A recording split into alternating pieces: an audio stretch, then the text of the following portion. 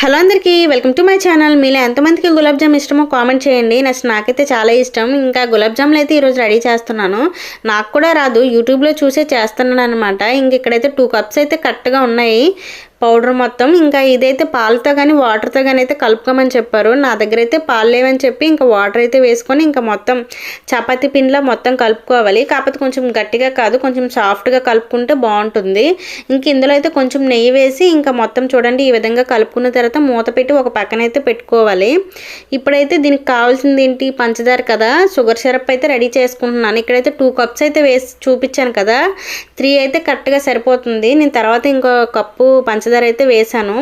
ఇంకా stove on చేసుకొని ఇంకా సిరప్ అయితే రెడీ చేసుకుంటున్నాను. ఇంకా ఈ విధంగా ఉంటే సరిపోతుంది, పాకం ఏమీ రావసరం లేదు. ఇంకా అందులో అయితే కొంచెం యాలకులు అయితే పొడి చేసుకొని అయితే వేసి ఇంకా పక్కనైతే ఉంచుకున్నాను.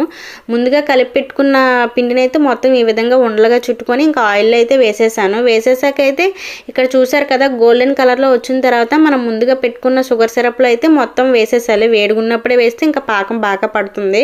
ఇంకా ఫైనల్గా అయితే గులాబ్ జాములు ఈ విధంగా రెడీ చేసేసాను.